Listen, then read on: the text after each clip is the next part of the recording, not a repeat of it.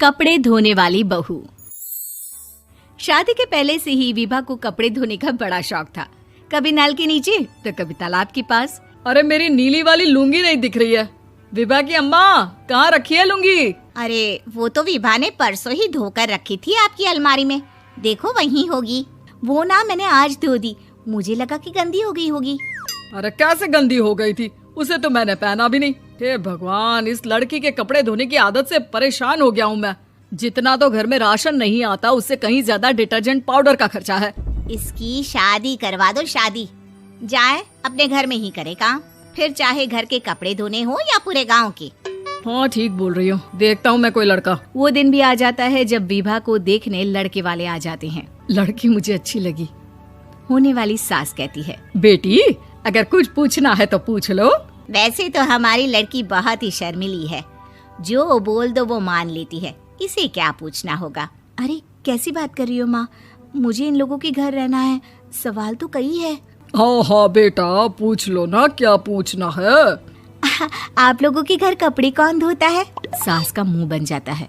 देखो, अगर तुम ये कहना चाहती हो कि तुम्हें कपड़े धोने नहीं आते तो सुन लो, कपड़े मैं ही धोती हूँ, लेकिन तुम्हारे आ जाने के बाद मैं रुमाल तक नहीं धोऊंगी। अरे चुप रहना भाग्यवान, बहू बेचारी घर आई नहीं, उसे डराना शुरू कर दिया। वो क्या है ना बिटिया, अभी तक तो ये कल्लू की माँ ही धोती थी, लेकिन अब तुम्हारे पापा तो दहेज में वॉशिंग मशीन देंगे ही।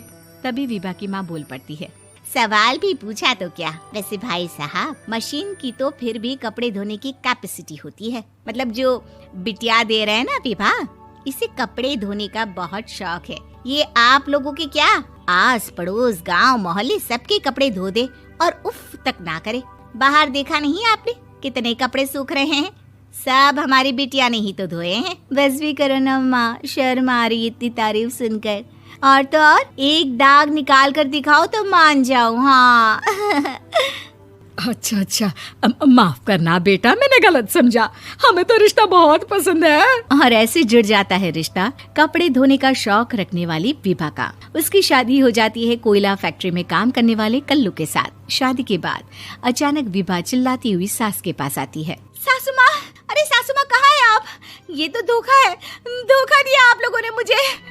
इसे ससुर के चक्कर के बारे में पता चल गया। अरे तो उसमें तुझे क्यों धोखा मिला है? अरे नल में पानी नहीं आता, कपड़े कैसे कब धुलेंगे? अच्छा, तू पानी नहीं आ रहा उसकी बात कर रही है। तो आपने क्या सोचा? कुछ नहीं। अच्छा, तेरी माँ ने कहा था कि कपड़े धोने का शौक है तुझे, याद आया मुझे। शौक बोलकर कपड़े धोने वाले मेरे जुनून को कम ना आके सासू माँ, कपड़ा धोना मेरा गुरूर है। तभी पति भी वहाँ आ जाता है।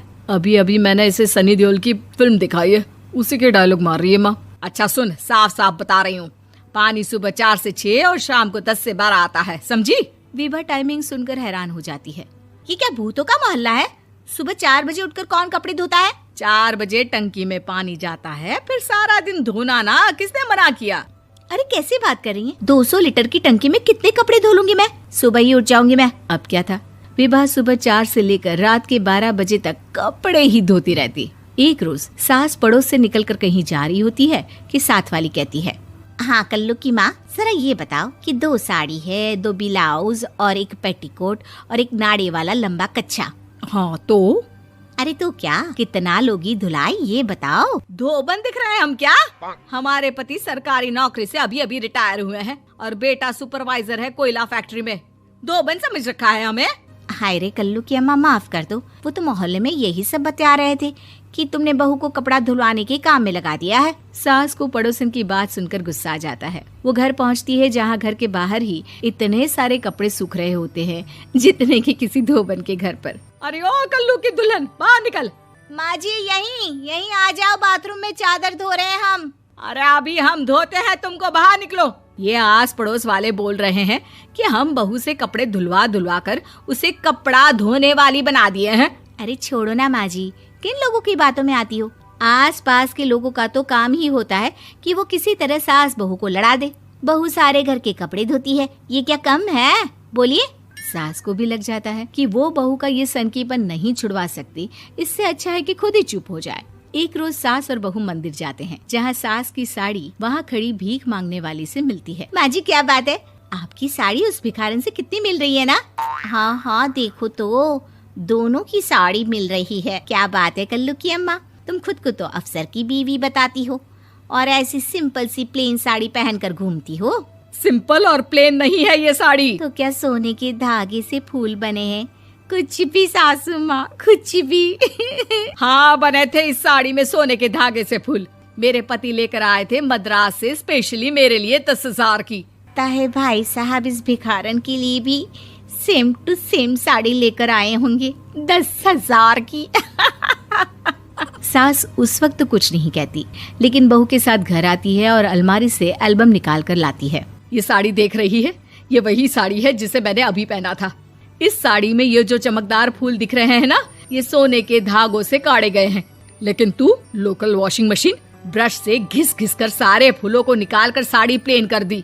मुझे माफ कर दीजिए सासू माँ। और तो और, जब मैंने तुझे तेरी गलती के लिए कुछ नहीं कहा, लेकिन तूने तो सबके सामने मेरा मजाक ही बना दिया। क्यों? बहू को समझ में आ जाता है कि अब से उसका कपड़े धोना बंद।